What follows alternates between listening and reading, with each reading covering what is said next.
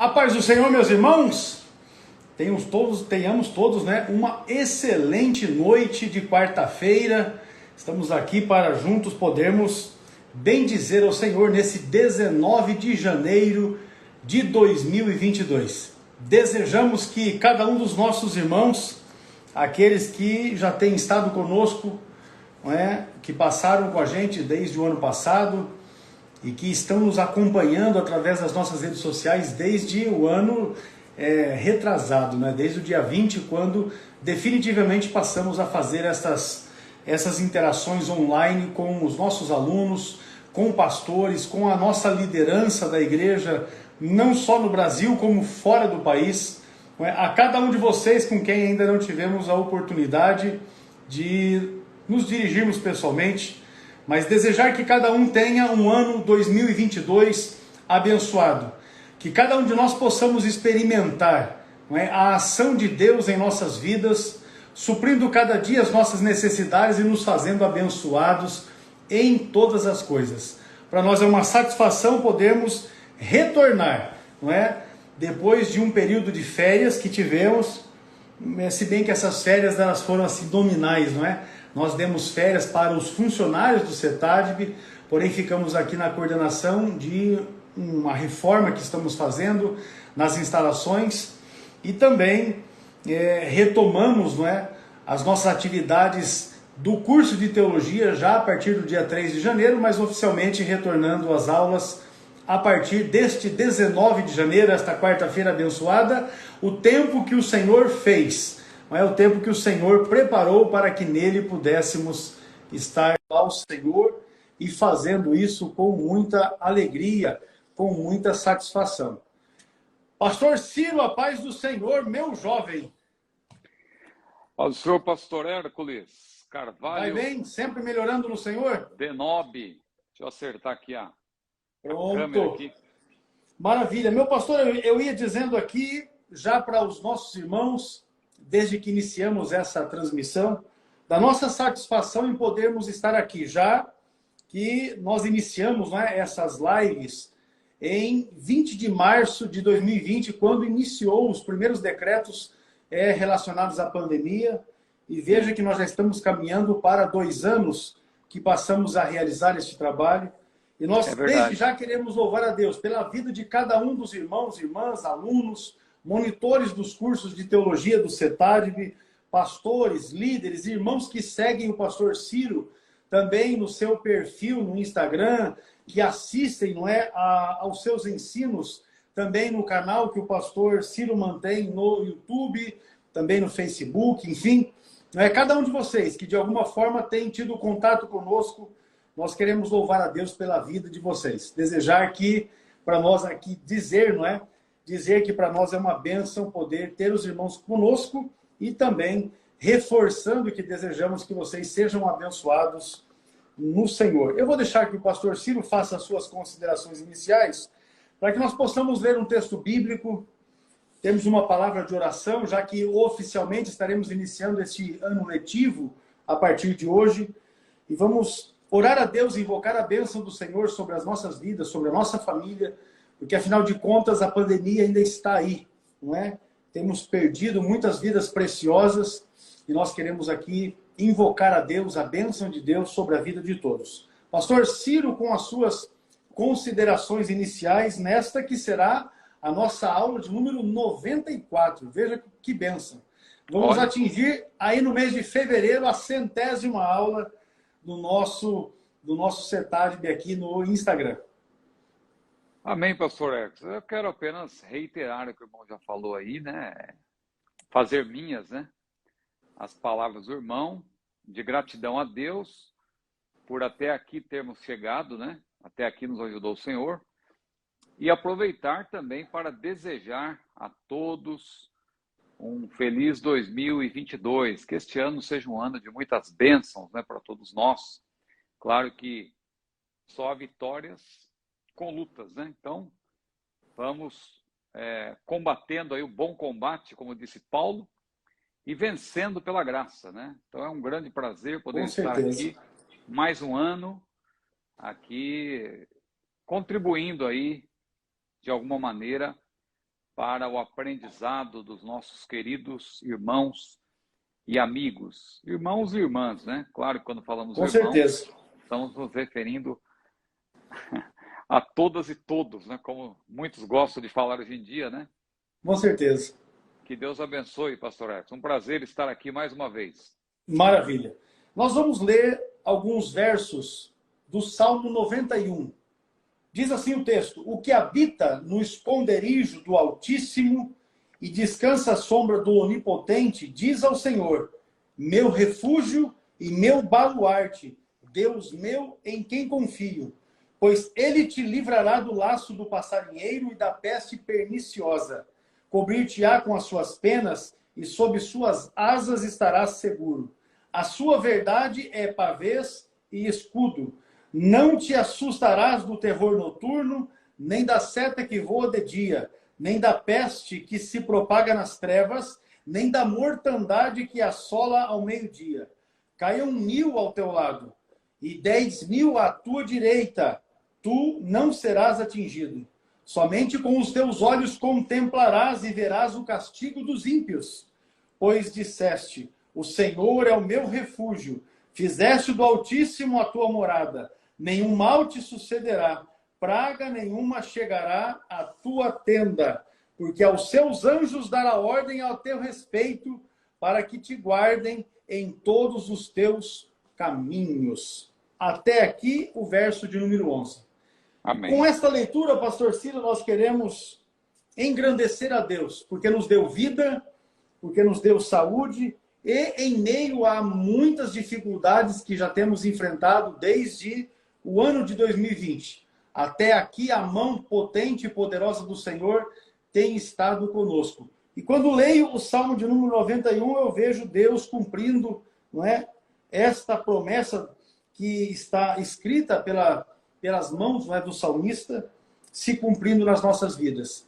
Com isso, então, desejamos que o Senhor faça resplandecer o seu rosto sobre a vida de cada um dos irmãos e os abençoando de paz. E que tenhamos um ano de bênção, e que este ano letivo, que as aulas que nós teremos com o CETADV, com os projetos que nós estaremos apresentando para os irmãos no decorrer desses próximos dias, aqueles que estão nos acompanhando através das redes sociais, vão tomar conhecimento, não é? Que nós tenhamos toda a condição de alcançarmos irmãos com um aprendizado consistente, bíblico, teológico, pentecostal, que esteja em conformidade com a palavra de Deus, e assim todos sejam edificados e recebam a bênção do Senhor. Amém?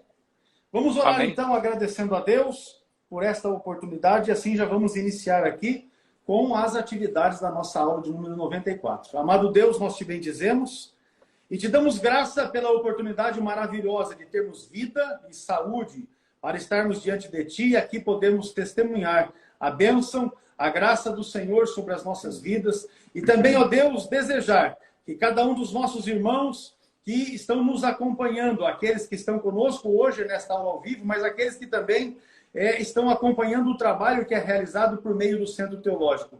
Que a tua graça os envolva, que a tua unção seja sobre as suas vidas, que todo o mal seja desfeito e a bênção do Senhor recaia sobre suas vidas, de modo que o teu nome seja engrandecido e seja exaltado. Oramos a ti, pedindo a tua bênção sobre as nossas vidas e sobre este ano letivo que se inicia. Estende a tua potente mão sobre nós, porque nós dependemos do Senhor para tudo. Por isso nos entregamos nas tuas mãos, pedindo, nos dirige em nome de Jesus. Amém. E graças a Deus. Graças a Deus. Meus irmãos, eu vou aqui no início, não é, desses nossos trabalhos da aula de número 94, esclarecer para os irmãos, porque eu já vi que tem alguns que estão entrando pela primeira vez, que passaram a seguir o perfil do CETADV ontem, hoje, agora mesmo recente, alguém esteve aqui com a gente, não é? Dizer para os irmãos que todas essas lives que nós estamos fazendo referência, essa de hoje é de número 94. Todas as anteriores, elas estão salvas aqui e todos têm acesso, pode estar pesquisando e assistindo a este extenso conteúdo que está à disposição dos irmãos. As nossas aulas aqui são oportunidades de os irmãos fazerem perguntas as quais o pastor Ciro tem se colocado à disposição para estar respondendo em cada uma das lives. Obviamente que são muitas as perguntas, não é? Nós entraremos a partir de hoje na temática que nós denominamos perguntas bíblicas. Então, todas as perguntas bíblicas que foram feitas para nós e que ainda não haviam sido respondidas até o final do ano passado, nós estaremos respondendo a partir de hoje. E se você tem alguma pergunta para que seja feita, é só você escrever aqui no comentário que o meu genro, o Bruno, ele está aí, ele vai tomar nota, isso vai ser registrado devidamente e oportunamente também será respondida a pergunta que os irmãos deixaram. Vamos pedir também para os irmãos que possam compartilhar. Se você puder agora, você pode tirar um print dessa tela, colocar no seu store, fazer a publicação no seu perfil e ainda encaminhar, não é, para que outros irmãos e irmãs tenham também a oportunidade de participar conosco. Ainda o aviãozinho que está ali é o meio mais direto de, através do Instagram, você fazer aí a recomendação desta nossa live, desta nossa aula, para amigos seus que estão aí no seu perfil. Então, se você deseja, é só clicar no aviãozinho e fazer esta indicação aqui da nossa aula. Também, se você clicar no coraçãozinho, você vai estar fazendo o apontamento para o Instagram de que esta aula que está sendo ministrada aqui, ela tem alguma relevância. Com isso, outras pessoas receberão a notificação de que nós estamos ao vivo com essa transmissão. Então, este é o trabalho e nós, desde já, queremos, então, dedicar a Deus a nossa vida, o nosso trabalho, para que o Senhor faça abençoado e os nossos irmãos cresçam, aprendendo mais a respeito de Deus e da sua palavra. Paulo Teclas, esse daí é o genro preferido do Moisés Cecílio da Silva, lá de Silva Jardim, até porque é o único, né? Aliás, não é, rapaz, tem o Vinícius também, não é? Tem o Paulo Teclas, que é o Paulo André, e também tem o Vinícius. É os genros lá do pastor Moisés Cecílio de Silva Jardim. Aí, bênção de Deus. É isso aí, Paulo. Pastor Ciro, vamos lá então. O Gabriel Souza, ele mandou para a gente aqui uma pergunta assim. Pessoas que cometem assassinatos, crimes horrendos, alcançarão a salvação ou, diante de Deus, essas pessoas não têm perdão? Uma boa pergunta, né? Bom, eu acho que a gente deve separar duas coisas aí, né? A primeira coisa é que a pessoa que comete crimes, ela será responsabilizada por eles, né? Então, as consequências do que a pessoa comete, ela estará presa a isso. Deus é justo, né? Então, a salvação, ela é pela graça, mas isso não quer dizer que a pessoa ela esteja isenta de cometer, de pagar, né? Usando um termo bem claro, perante a lei, pelos crimes que ela cometeu. Agora, a salvação em si, ela é pela graça, né? Por exemplo, vou dar um exemplo aqui bem exagerado. Hitler, né? Se Hitler, pelo que tudo indica, isso não aconteceu, né? Mas se Hitler tivesse se arrependido, mesmo depois de todas as atrocidades que ele cometeu, crimes horrendos, né? Se ele tivesse se arrependido e crido em Jesus Cristo como Salvador, veja, a salvação é pela graça. Nenhum de nós é salvo pelas obras. A Bíblia diz, pela graça sois salvos por meio da fé. E isso não vem de vós, é dom de Deus, para que ninguém se glorie.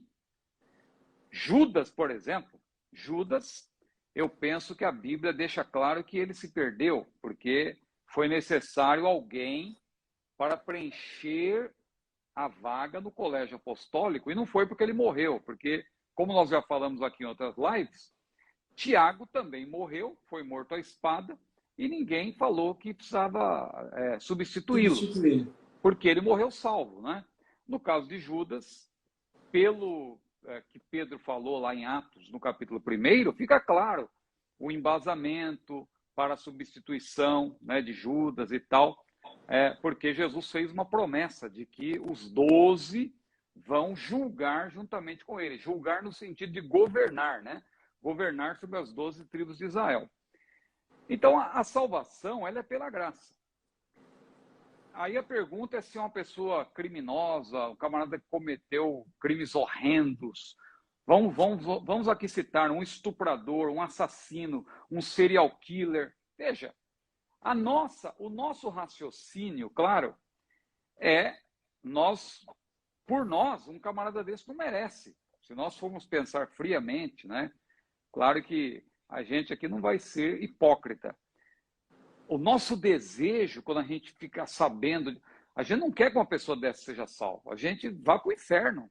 Um miserável desse tem que pagar. É para isso que existe o inferno. Nosso comentário é esse. Com certeza. O inferno existe para um miserável desse pagar. Mas a gente tem que reconhecer que Deus enxerga mediante a obra que Jesus realizou, e a salvação é pela graça. Então, o pior tipo de criminoso, se ele se arrepender, ele vai ser salvo. Agora, isso não quer dizer que essa pessoa está isenta, porque é uma tendência, né? As pessoas acharem, a gente teve um caso aí há pouco tempo, não convém citar nomes, mas de um caso que foi muito conhecido, de um ator que assassinou uma atriz. E ele pagou lá o tempo. A lei brasileira é muito frouxa, a gente sabe.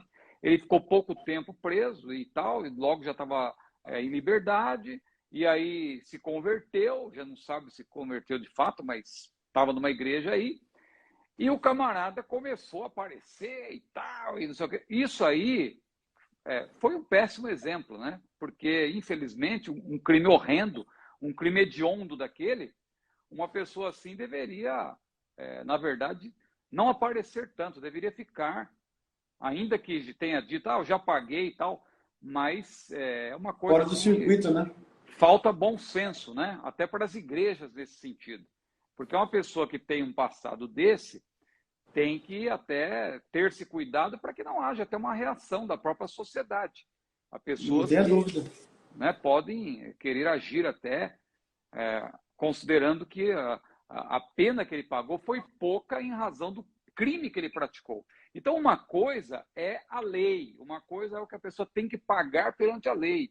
A pessoa não está isenta disso. Agora, salvação é outra coisa. Se a pessoa se arrepender, não importa os crimes que essa pessoa tenha praticado, se ela se arrepender, né? Jesus disse para aquele ladrão que estava na cruz, hoje estarás comigo no paraíso. O homem, apesar de toda a vida pregressa dele, no último momento ele se arrependeu, ele disse, Senhor, lembra-te de mim quando entrares no seu reino, e Jesus falou, hoje estarás comigo no paraíso. Então a salvação é pela graça, mas isso não quer dizer que a pessoa está totalmente... O que é a justificação? A justificação é perante Deus, não é perante os homens. O crime que a pessoa cometeu perante a lei dos homens, ela vai ter que pagar, né? Claro que, dependendo do país, dependendo da lei, pode ser muito, pode ser... Tem um custo, né? O fato é que conforme eu li uma matéria hoje, chega o dia que a fatura aparece. E aí tem um preço a ser pago. As consequências não tem como serem... as consequências de um pecado, de um erro, né, de um crime como esse que o Gabriel cita aqui, né, não tem como ser apagado as consequências de um crime.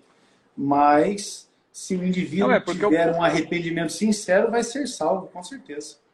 O pessoal tem essa tendência de achar, não, Deus perdoou, está perdoado. Mas imagina, vamos citar exemplos aqui. Um camarada que é um serial killer. Um camarada matou... Aqui no Brasil, graças a Deus, não tem tantos casos. Tem também, já aconteceram. Mas nos Estados Unidos, que é mais comum, um camarada matou 15, 20 pessoas. Um camarada desse lá, claro, ele vai pegar prisão perpétua, pena de morte, perdão. Ele vai pagar pelo crime. Só que se ele se converter lá na prisão, se ele se converter de verdade, ele vai ser salvo pela graça. Mas ele vai pagar pelos crimes que ele cometeu, né? Isso aí, uma coisa não anula a outra. E não adianta querer achar que não, Deus está acima de tudo. Deus está acima de tudo, mas a pessoa tem que pagar pelos crimes que cometeu perante a lei, né? Vale até citar... Sim, pode falar, pastor, pode falar. Deixa eu separar um livro aqui que eu quero dar um... estabele... Eu vou aproveitar para falar de um material. Nós temos vários alunos. Na verdade, assim, nós recebemos aqui no CETADB. Eu estou falando aqui no CETADB porque Então, as lives... o irmão me permite só um exemplo. O Lucas Sim. Lopes está comentando aí, eu não sei se ele entendeu o que a gente falou. Está dizendo que ele Não. conhece várias pessoas que pregam. Bom, se o camarada pagou pelos crimes que ele praticou perante a lei, ele realmente... Amém, tá certo. E é nesse sentido que eu quero dizer aqui. Eu estou dizendo que às vezes falta bom senso. Só isso. Uhum. Né? E outra coisa. É justamente o que eu quero dizer. Nós temos alunos, na verdade são vários, nós recebemos correspondências que chegam aqui, inclusive nós temos uma funcionária que é responsável, a irmã Bruna, de responder às cartas dos presidiários. Nós recebemos muitas correspondências de presidiários, né? Esses detentos, eles recebem lá, às vezes informação por terceiros que já são alunos do curso, às vezes irmãos que vão para dentro do presídio evangelizar e levam um livro do curso para poder usar ali como subsídio, para poder ensinar, enfim. E o pessoal manda carta para a gente, pedindo Bíblia, pedindo material de aprendizado, até curso, bolsas, enfim. De maneira que nós temos vários alunos hoje no CETADB que são detentos, são internos atualmente, estão internos, estudam com a gente e se converteram lá dentro, na prisão, onde eles estão, no presídio, né? Existe lá a ala onde os evangélicos ficam e tem culto, tem igreja, acontece batismo, enfim. É um trabalho ainda aqui dentro do cárcere, mas um trabalho de uma igreja normal. E eu posso citar exemplo, obviamente eu não vou dizer o nome, mas eu tenho um obreiro que hoje ele é pastor, ele já não é mais um detento, mas é pastor de uma igreja, ele é auxiliar em um campo, ele realizou com a gente o nosso curso de capelania, não é? Através deste módulo aqui, ó, ele fez com a gente o curso de capelania, material feito inclusive pelo pastor Douglas Batista, que é o comentarista das lições da CPAD, desse trimestre. Ele fez o curso de capelania e hoje ele atua em presídios como capelão. Então veja como Deus pode de fato transformar aquele que sinceramente, que honestamente entrega o seu coração para Deus. Eu não tenho dúvida alguma de que essas pessoas podem ser transformadas. E se nós podemos citar aqui um exemplo bíblico de alguém que foi transformado pelo Evangelho, é a pessoa de Paulo, que nós estudamos nas lições da escola dominical no trimestre passado, né, no último trimestre de 2021, a respeito da vida de Paulo. Paulo é um exemplo que nós podemos dar aqui de alguém, né, que fez coisas horrendas, mas que oportunamente entregou de fato a sua vida para o Senhor, se converteu e se constituiu numa pessoa abençoada por Deus e que por intermédio dele nós também fomos alcançados. Quando eu digo nós também, eu estou me referindo aqui, nós que estamos na América, não é? Porque foi começou pelo trabalho missionário que ele iniciou ali na região da Europa, que depois veio para as Américas e que chegou até a gente. Então, é incontestável que Deus pode transformar aquele que de fato entrega a sua vida para o Senhor. Penso que ficou claro. Tem alguma coisa, pastor Ciro, para acrescentar nesse sentido? Não, é isso mesmo. Ótimo. A ênfase que eu dei foi a seguinte: a salvação é uma coisa. O crime que cometeu tem que pagar perante a lei. Com certeza. Entendeu? Não adianta você achar que está livre de pagar. Entendeu? Porque acho que foi também, pastor Ciro, em uma das lives, das últimas que fizemos no ano passado, eu citei um exemplo de um irmão, que eu não vou mencionar o nome dele aqui, mas ele era andarilho, aqui na nossa cidade, ele esteve em um culto, nesse culto ele aceitou Jesus, e a situação dele, por meio de irmãos da igreja, foi resolvida, ele foi empregado e tal, mas porque ele foi empregado, teve a carteira dele registrada, a lei achou ele, não é? Ele tinha uma pena pendente, ele tinha uma pena pendente por um crime que ele havia cometido, que ele não havia sido apenado por este crime, e como ele estava na igreja e utilizando-se dos mecanismos do sistema jurídico disposto hoje, obreiros da igreja que são advogados, ele conseguiu converter a pena que seria regime fechado em trabalhos que ele fez, inclusive, na própria igreja. Então veja como foi a questão. Mas ele cumpriu, ele pagou a pena dele. Não, Então, acho exatamente. que É isso que nesse nós estamos, aspecto fica bem claro aí para todos. é isso que nós estamos falando. É que uma coisa não anula a outra, né? Claro que tem esses benefícios que podem ser até os advogados podem, né, alegar tal que a pessoa realmente ela foi mudada, né? Então aí existe salvação isenta a culpa do pecado, exatamente, o que o professor está falando aí, ó, corroborando o que a gente falou. Mas é isso, pastor Ercos, eu acho que tá bem claro, né? Maravilha. A verdade é que, assim, esses assuntos, eles acabam dando condições para vários desdobramentos, não é? São vários desdobramentos. Alguém colocou um comentário ali a respeito do pecador da cruz. Ele, na verdade, pagou pelo crime dele, porque foi crucificado. Agora, Sim, em relação à salvação em Jesus, ele foi salvo porque reconheceu Jesus como Cristo, o ungido de Deus. Vamos exato. lá, então. A próxima questão aqui, o José de Souza mandou.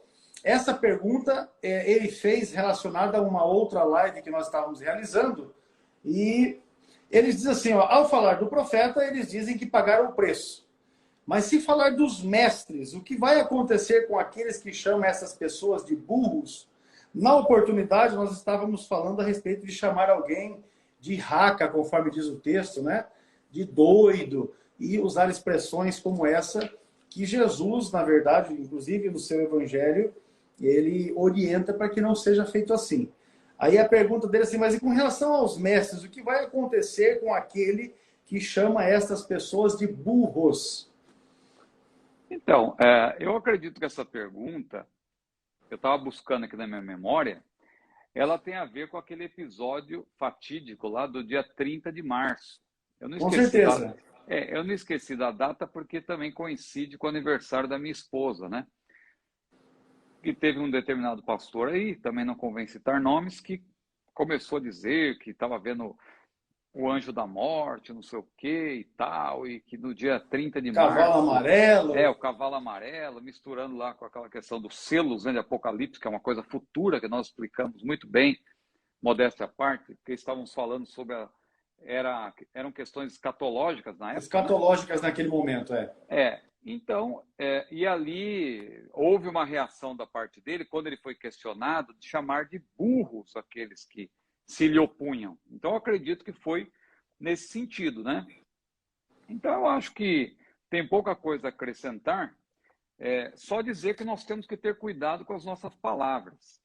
Veja, nós estamos aqui, nós abordamos todo tipo de perguntas, mas nós sempre temos um cuidado ao falar, ao apresentar os assuntos, porque julgar não é pecado, né? Há pessoas que se apegam àquele texto de Mateus 7, Jesus disse, não julgueis.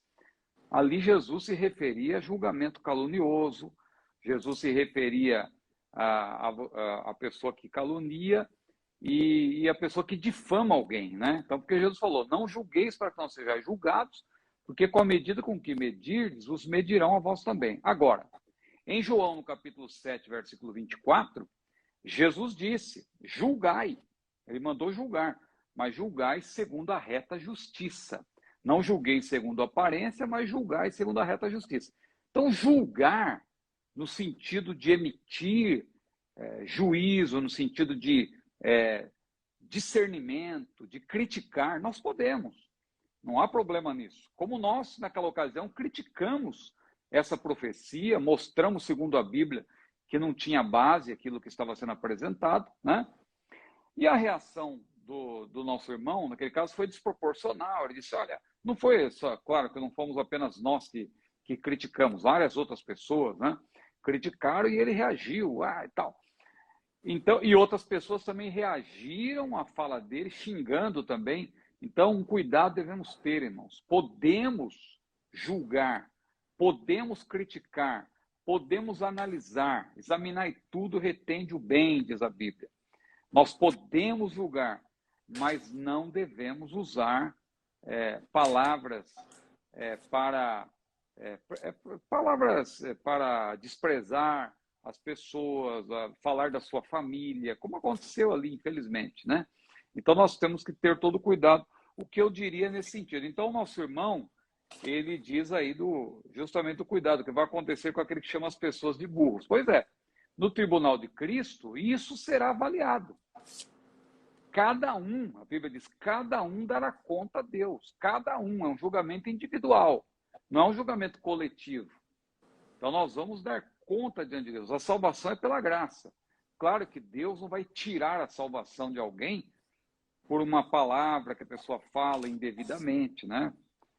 Temos um advogado também para com o Pai, Jesus Cristo justo. A pessoa que perde a salvação, se ela permanecer no erro, se ela desprezar a sua salvação, atitudes isoladas desse sentido, havendo arrependimento, claro, a pessoa não vai perder a salvação. Mas no tribunal de Cristo, nós seremos julgados com respeito às nossas obras, para efeito de galardão. E haverá perda de galardão, porque as obras serão comparáveis, diz a Bíblia, a ouro, prata, pedras preciosas, madeira, feno e palha. Madeira, feno e palha são materiais que perecem com o fogo. Já ouro, prata, pedras preciosas, ali Paulo menciona como material resistente ao fogo, na verdade, da presença de Deus, porque Deus vai examinar, vai julgar, não é, as nossas obras nesse sentido. Então, cada um dará conta de si mesmo a Deus no tribunal de Cristo. Então, temos que estar vigilantes com respeito a isso.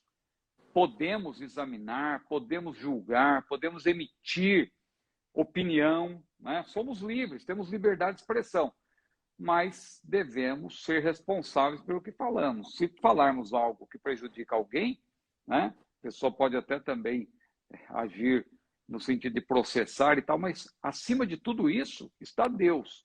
Quando nós escrevemos alguma coisa, nós não estamos escrevendo só aqui, estamos escrevendo no mural de Deus, porque Deus sabe de tudo.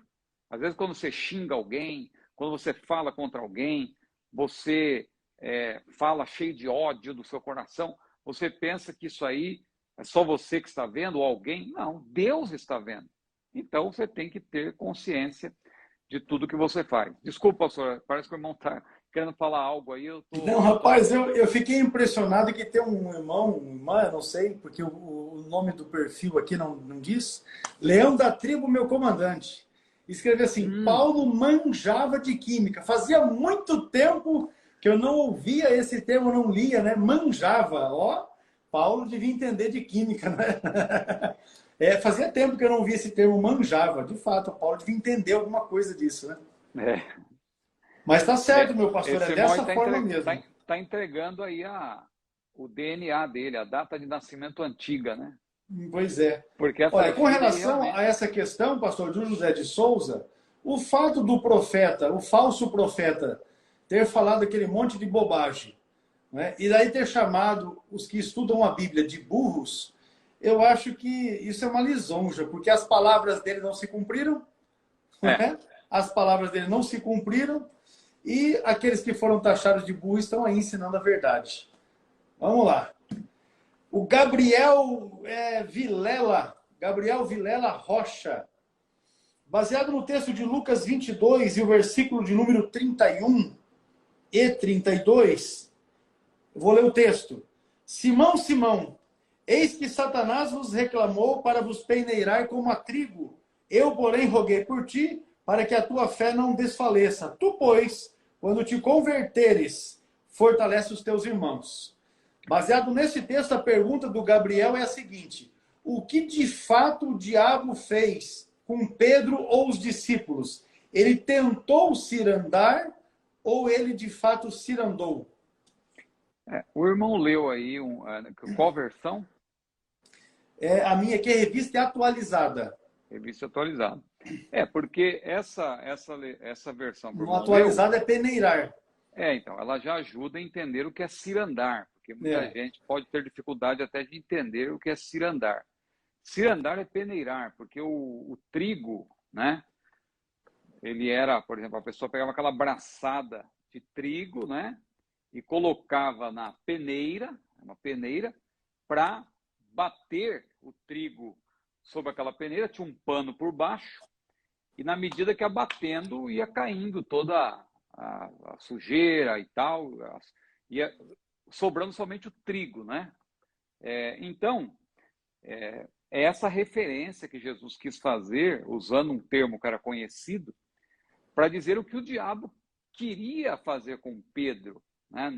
Ele queria realmente prejudicar Pedro, levar Pedro à ruína totalmente, né? Aí Jesus usou esse termo, que era um termo conhecido de todos, que era cirandar, que é o mesmo que peneirar, né? Como está aí na versão atualizada. Atualizada. Agora, o texto bíblico que o irmão leu, permita-me ler aqui também na corrigida, o Senhor Jesus disse: Simão, Simão, eis que Satanás vos pediu para vos cirandar como trigo, né? Peneirar. Mas eu roguei por ti para que a tua fé não desfaleça. E tu, quando te converteres, confirma a teus irmãos. Então, quer dizer, o diabo não conseguiu o seu intento, porque ele queria, na verdade, acabar com a vida de Pedro nesse sentido. E Jesus, ele intercedeu por Pedro, ele orou por Pedro, para que Pedro não desfalecesse, porque a intenção do diabo era levar Pedro, inclusive, a abandonar o próprio caminho da fé, deixar de seguir a Jesus, e ele não conseguiu seu intento porque Jesus intercedeu por Pedro, né? É esse o sentido. Então, a pergunta do nosso irmão, Satanás tentou cirandar nesse caso aí, no sentido de cometer o ato a ponto de levar Pedro à ruína. Ele não conseguiu, porque Jesus intercedeu por ele. Agora, cirandar aí é um termo, claro, Jesus utilizou no sentido, foi figuração de linguagem, né? Referindo-se, claro, ao ato de peneirar o trigo, como era feito naqueles dias, mas para ilustrar, mostrar que Satanás queria destruir Pedro completamente e tirá-lo do caminho do Senhor. É dessa maneira que eu vejo. Maravilha. Vamos dar aqui uma saudação ao pastor Gil Monteiro, acabou de entrar aí. Deus abençoe, pastor Gil, não é? Por intermédio do pastor Ciro, nós estivemos em contato e tal. Uma benção. Também saudar os nossos irmãos que estão lá em Cruzeiro do Sul, no Acre. Olha aí. Olha Deus aí. abençoe os irmãos. Temos muitos alunos ali, não só em Cruzeiro do Sul, como na região metropolitana. Senador Guiomar subindo para Sena Madureira, descendo, não é? Para Sena Madureira, Feijó, na região metropolitana de Rio Branco, não é? Aí sim, Senador Guiomar, que está mais aqui pelo Sul. Enfim, estamos aí abraçando o nosso Brasil e, além do Brasil, outros 24 países com cursos de teologia de nível básico, médio, avançado, o bacharelado livre em teologia, cursos de capacitação e formação ministerial. Com isso, alcançamos os nossos irmãos também. Abraço aí a todos os nossos irmãos cearenses, são muitos, não é? Também os nossos irmãos, olha, Criciúma, Santa Catarina, mas também aos nossos irmãos que são Potiguar, né? Rio Grande do Norte presente aqui na nossa live, alunos, inclusive alunos do pastor Amós. Deus abençoe cada um dos irmãos paulistas, olha aí, cariocas. Deus vos abençoe grandemente a todos. E os gaúchos não podiam estar de fora, né? Tá aí, Lajeado. Sensação térmica de 40 graus. Eu estava lendo hoje uma reportagem a respeito disso. Uma grande estiagem no Rio Grande do Sul, proporcionando percas, né, na lavoura, ali no estado do Rio Grande do Sul, onde é um estado que normalmente não se faz tanto calor, mas como nunca antes tem sido um tempo de muito calor ali esse verão. Vamos prosseguir aqui então a pergunta do Lisboa. Atos dos Apóstolos é um livro doutrinário ou histórico? Ou os dois, né? Amém. Deus abençoe aí o nosso querido pastor Gil Monteiro, né? Para quem não sabe, além de ser um ensinador que Deus tem levantado no Brasil, eu tenho um grande apreço pela vida dele e uma amizade muito grande, que se mantém, graças a Deus, há alguns anos, por conta de ele ser também filho do nosso mestre de saudosa memória, Antônio Gilberto. Ou seja, ele me foi apresentado pelo próprio mestre Antônio Gilberto. Então, é uma pessoa por quem eu tenho uma grande estima. Independentemente disso, também um grande ensinador, uma pessoa que Deus tem levantado. Sigam o pastor Gil Monteiro, os irmãos vão aprender muito com ele também. Um mestre Com na certeza, palavra, não para tenha a glória dúvida. do Senhor. Amém. Então, pastor Ecos, voltando agora aqui para as nossas questões. É uma pergunta interessante esta, porque tem a ver, inclusive, com a lição da escola dominical que nós estamos estudando, né? Porque as lições bíblicas adultos da CPAD, elas tratam do quê nessa semana? Da estrutura da Bíblia, né? E no que tange ao Novo Testamento, nós temos uma estrutura ali muito bem definida, né? Os evangelhos, história, né? Que é o livro de Atos. Temos a parte de ensino ou doutrina, que são as epístolas, e profecia, que é o livro de Apocalipse. E às vezes, por conta dessa classificação, alguém não observa que, mesmo dentro dessas categorias, nós temos que verificar que há também doutrina, há teologia. Por exemplo, os evangelhos não são meras biografias. No passado era comum referir-se aos 4 evangelhos como biografias do Senhor Jesus. Mas os evangelhos não são apenas biografias, eles são biográficos, são historiográficos, mas são também teológicos. Os evangelhos são teológicos. E o livro de Atos é um livro histórico, claro, narra a história da igreja primitiva, a igreja nos seus primeiros anos, após, claro, a ascensão do Senhor Jesus, mas é também um livro altamente teológico. Altamente teológico, não há o que questionar. Nós vamos ter uma lição, inclusive, sobre isso, Lucas Atos, mais adiante, né? O pastor Douglas Batista também é o comentador, como o pastor Arco citou, e tem uma lição que é sobre Lucas Atos. E nós vamos verificar, vamos aprender nessa lição, se Deus quiser, justamente isso, que o livro de Atos, apesar de ser um livro histórico, um livro que apresenta uma narrativa dos acontecimentos, dentro dessa narrativa, nós temos doutrina. Até porque eu sempre digo, tenho dito aqui, que há 4 teólogos, pelo menos, no livro de Atos. 4 teólogos. Quais são eles? O próprio Paulo, que é o maior teólogo, aliás, do Novo Testamento, depois do Senhor Jesus, né? O que mais se destaca é Paulo, inclusive no livro de Atos. Metade do livro de Atos é dedicado a Paulo. Não somente a história de Paulo, mas a teologia de Paulo. Engana-se quem pensa que a teologia de Paulo está apenas nas epístolas. Não. Em Atos, você tem 7 discursos de Paulo. E discursos com conteúdo teológico. Então, você tem teologia paulina dentro da narrativa lucana. Paulo é o maior teólogo do livro de Atos. Você tem Pedro, que também tem 4 discursos. Aliás, a primeira pregação pentecostal é a de Pedro, né, no dia de Pentecostes. Claro. Né? É um discurso teológico ali também. Você pode observar isso. Tem intenção. Sim. Não quer falar alguma coisa? Não. Tem fundamentação teológica, com certeza. Exatamente. Você tem também Estevão. Né? Estevão morreu muito cedo, mas ele deixou ali o capítulo 7 de Atos. É também uma abordagem teológica dentro da narrativa. E o próprio Lucas. Lucas também era teólogo. Hoje muita gente está falando isso e tal. Tem autores importantes como Roger Stromstad, que escreveu aquele livro Lucas Atos da CPAD. Tem também aquele teólogo famoso Howard Marshall, né, que escreveu também sobre isso. E outros teólogos brasileiros que estão abordando essa questão. O próprio pastor Douglas Batista vai tratar disso também na lição, né? Quer dizer, já escreveu, mas nós vamos estudar. Justamente isso, que dentro da narrativa lucana, ele mesmo, Lucas, ele demonstra ser um teólogo. Por quê?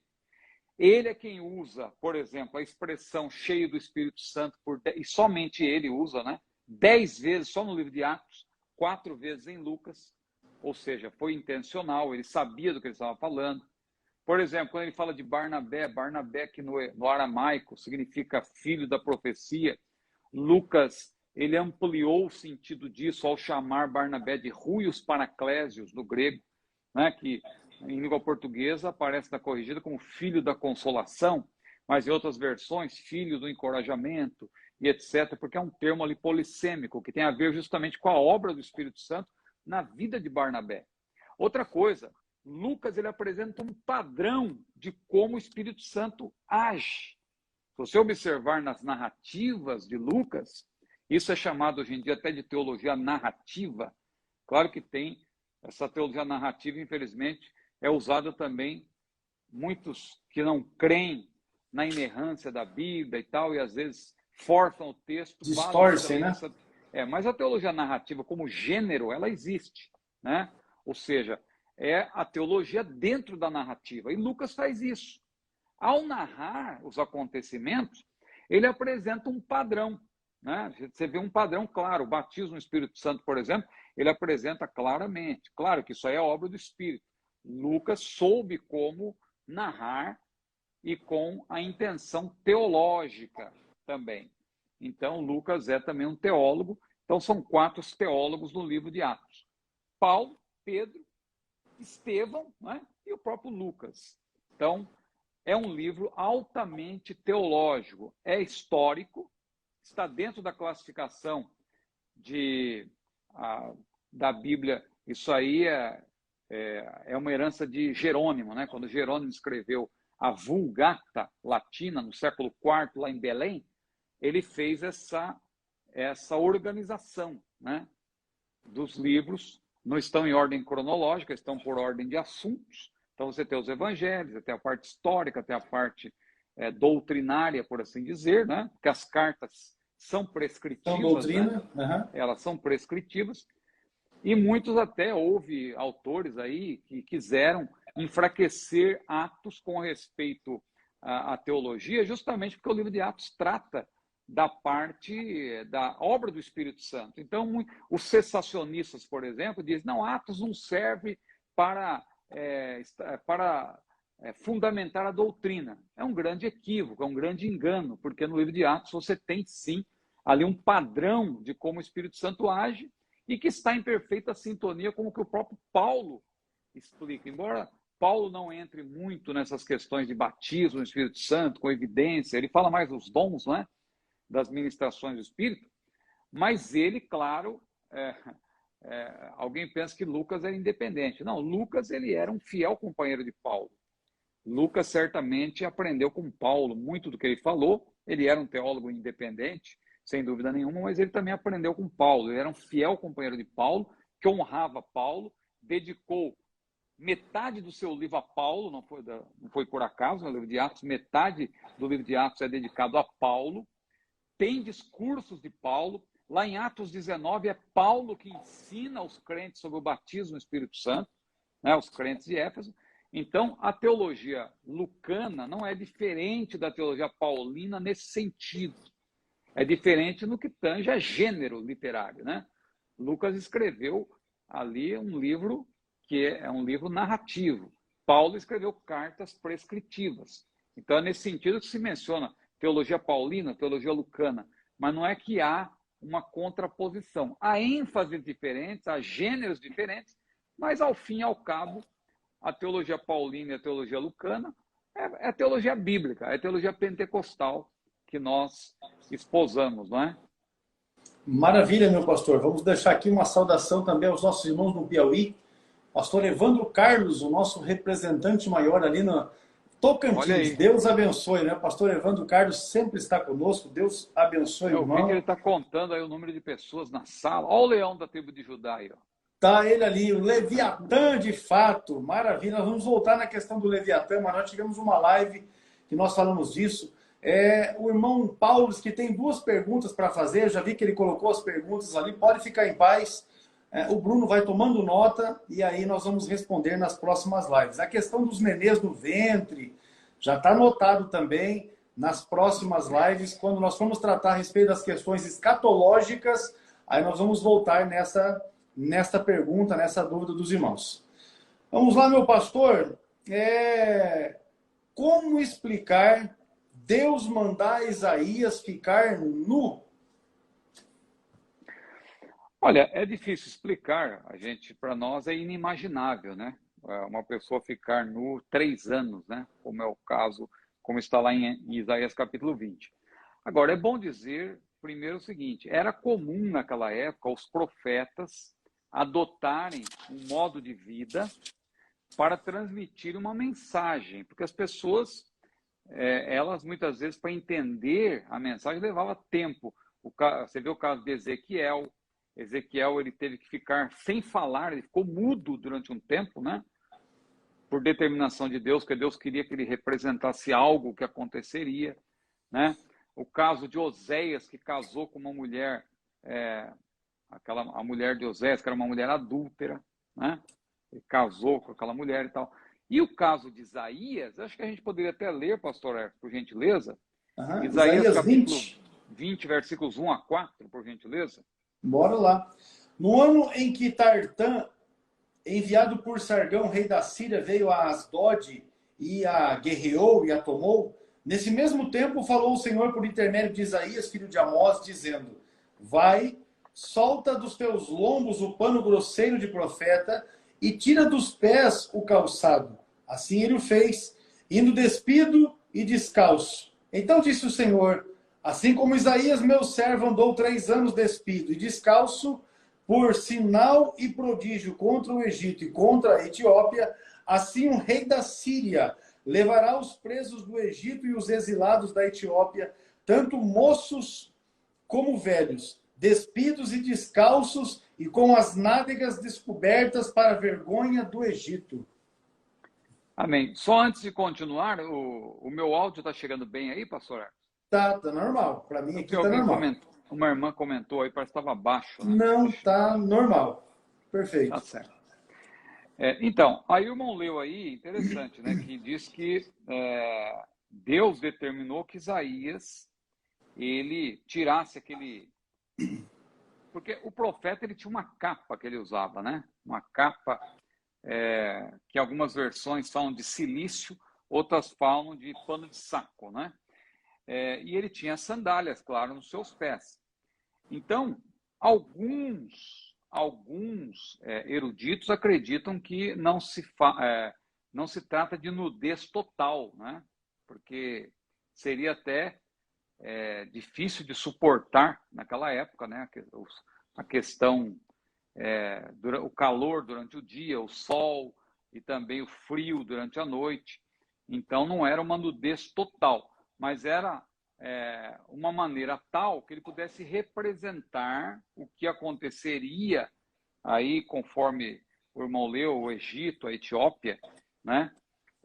Se eles não se arrependessem, e também o próprio povo de Israel, se eles se aliassem a essas nações. Então, eu também creio nessa interpretação um pouco mais suave de alguns autores que entendem que a nudez do profeta não era total, né? Mas ele usava vestes mais leves, na verdade, né? De certa maneira, era um sofrimento para ele, porque andar descalço naquele deserto de pedras não era fácil também, sem calçados e também sem ter aquela capa protetora que eles usavam, né? Aquela túnica, era difícil. Mas o fato é que Deus queria, a maneira que Deus usava para mostrar o que ele faria caso não houvesse arrependimento era essa. Os profetas, não era fácil ser profeta naqueles dias, né? Mas era a maneira que Deus usava, como se fosse até uma representação do que aconteceria com aqueles que não se arrependessem. Então, é literal isso aí, não é simbólico, não é figurado. De fato, Deus ordenou e o profeta obedeceu ali durante 3 anos. Ele então esteve dessa maneira aí para alertar e para gerar despertamento, né, nas pessoas. Claro que nem todos davam ouvido, nem todos observavam, mas o profeta fez a parte dele, né? Com certeza. Meu pastor, então vamos aqui à pergunta do Pablo. Pablo, ele menciona uma aparente contradição em Lucas 23:43, em contraponto com João capítulo 20, verso 17. O texto diz: João disse ao ladrão que ele estaria hoje no paraíso, mas quando Maria vê Jesus, ele diz que não tinha ido ao Pai ainda. Realmente a contradição é aparente. O irmão foi muito feliz aí em usar o termo aparente, porque toda contradição na Bíblia é aparente, porque a Bíblia é a palavra de Deus. Nós estudamos há pouco tempo sobre a inerrância. E a infalibilidade das Escrituras, né? na escola dominical, e eu até tenho recomendado algumas obras para quem deseja se aprofundar no assunto. Aproveitando aqui que o irmão Gil está presente, eu tenho citado a obra do pastor Antônio Gilberto, que é um clássico, né? A Bíblia através dos séculos, que ele dedica ali um capítulo às dificuldades bíblicas, e eu tenho citado também aquele teólogo e exegeta Gleason Archer, né? Que tem um livro, Enciclopédia de Dificuldades Bíblicas, e também tem um capítulo muito importante na obra organizada por Norman Geisler sobre a inerrância da Bíblia. E aquele capítulo é muito rico também, de Gleason Archer. Gleason Archer, que eu não concordo com tudo que ele diz, porque ele em escatologia ele é mesotribulacionista, né? Diferente de nós, somos pré-tribulacionistas. Mas no que tange a esses assuntos aí, ele explica muito bem, né? Aquelas aparentes contradições, se eram dois cegos de Jericó, era um, por que Mateus fala dois e Marcos fala um e tal, e os gadarenos. Então, ele explica muito bem, ele mostra que não tem contradição, porque os evangelhos, eles se complementam, eles se completam, né? São 4 diferentes fotografias do Senhor Jesus, e as ênfases também são diferentes. E, no caso, aí uns detalham mais uma coisa, outros detalham outra, e é por isso que tem essas aparentes contradições. No caso aí que o nosso irmão citou, veja, há que se distinguir, primeiro, de imediato, há uma diferença entre o paraíso e o lugar onde o Pai está. Então veja que aí você já vê uma diferença, porque paraíso aí, quando Jesus disse para o ladrão, hoje estarás comigo no paraíso, significa que eles se encontrariam na eternidade, naquele mesmo dia. Hoje, veja que há uma versão da Bíblia, que é uma versão deturpada, que é a tradução do Novo Mundo das Escrituras, que não é uma tradução fiel, porque é uma tradução influenciada pela doutrina das testemunhas de Jeová, que nega a divindade de Jesus. Lá, por exemplo, em João, capítulo 1, versículo 1, eles dizem claramente, no princípio era a palavra, e a palavra era um Deus, né? E Deus com D minúsculo ainda, nesse caso, equipara Jesus ao próprio Satanás, que é chamado de Deus desse século, Deus com D minúsculo. Então, nessa tradução das testemunhas de Jeová, nesse versículo de Lucas 23, 43, diz, em verdade te digo hoje, 2 pontos, estarás comigo no paraíso, porque para eles o paraíso tem outro sentido, o paraíso é aqui na terra, né?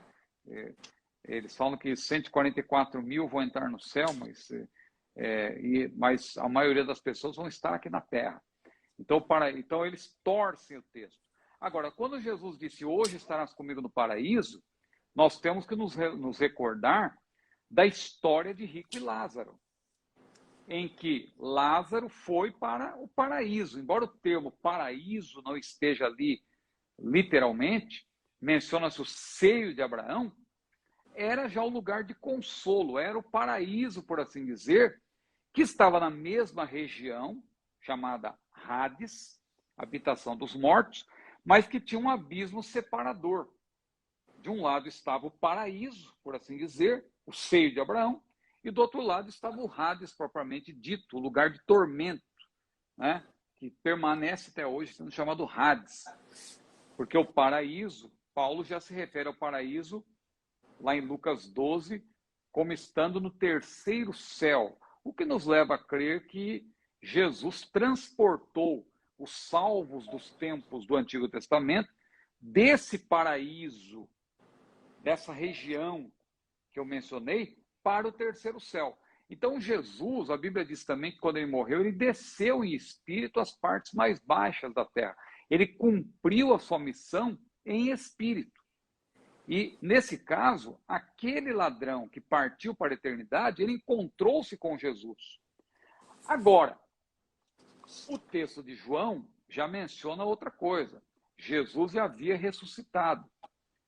Jesus já havia ressuscitado e ele aparece a Maria para avisar que ele havia ressuscitado, porque Maria tinha ido visitar o túmulo, e ele diz para ela, não me detenhas, né?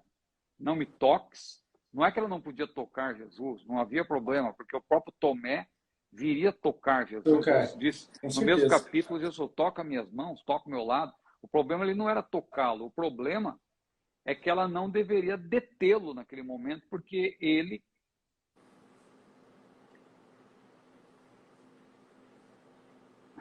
já sabe, né? Tá demais a vizinhança? É, pois é. Então, a questão é essa. A questão é essa, que ele não tinha subido para o Pai ainda, no sentido de que ele disse, irei para preparar lugar, etc. Então, é essa questão. Então, são duas coisas diferentes. Quando ele diz que, aí João 20:17, que ele não tinha ido para o Pai ainda, não se deve confundir isso com o paraíso, que é o lugar da habitação dos salvos, né?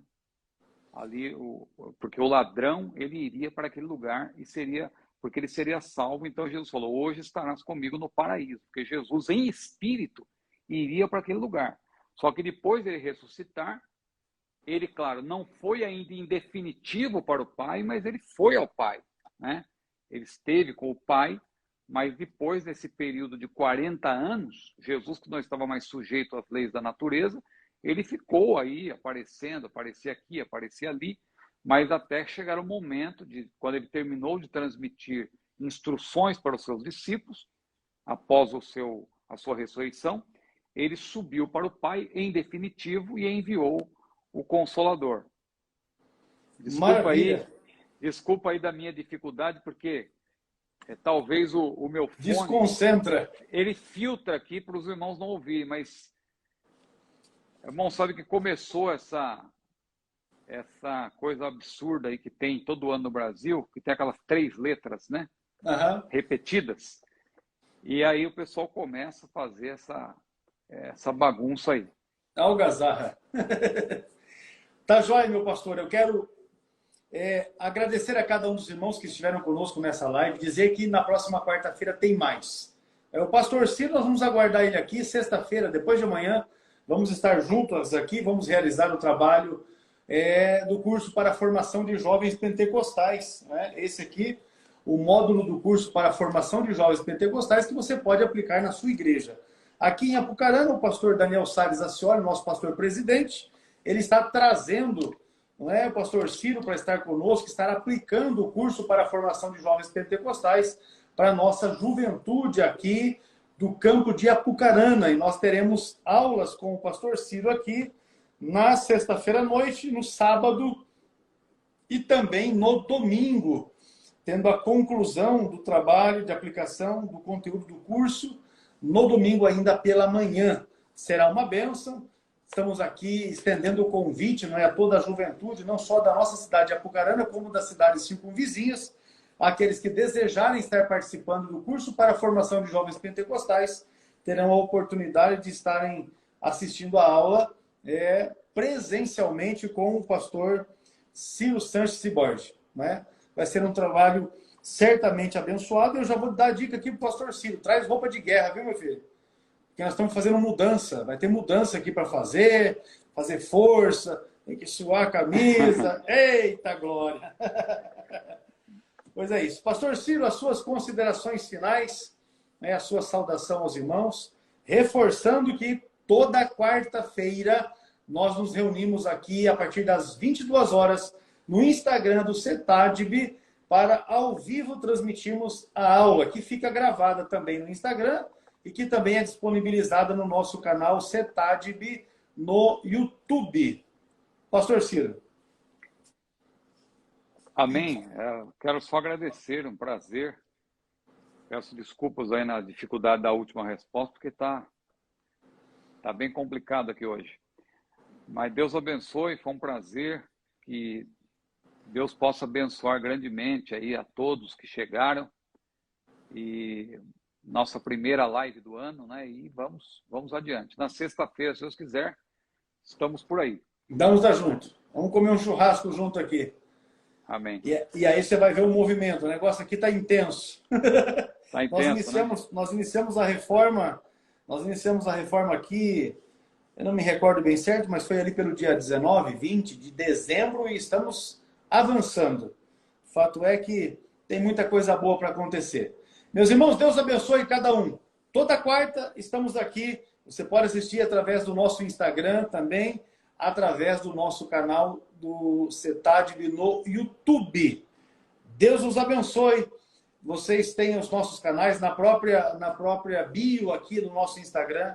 Tem os nossos contatos. Alguma questão que quiserem tratar a respeito dos cursos de teologia que ofertamos pelo CETADB, de nível básico, médio, avançado, o curso de bacharel livre em teologia e ainda os cursos preparatórios, não é? Os cursos ministeriais para jovens pentecostais, cursos para a formação de obreiros. Este aqui, também o curso de perguntas escatológicas, é um curso específico de escatologia bíblica, material escrito pelo pastor Ciro Sanches e Borde. Curso para discipulado de novos convertidos, é este aqui o material que nós temos. Também curso para formação de capelães. Está aqui essas modalidades de cursos ministeriais, além do box, que nós temos um box com os 4 cursos ministeriais, curso para formação de jovens pentecostais, curso de perguntas escatológicas, o curso para formação de obreiros e o curso, aliás, esse aqui é o curso para formação de capelães. E este aqui é o curso para formação de obreiros. É um box com os 4 cursos com valor promocional. Na bio você tem o nosso contato, também o nosso site cetadb.com.br. Deus nos abençoe em Cristo Jesus. Até a próxima quarta. E o pastor Ciro, até sexta. Até lá, Deus abençoe a todos.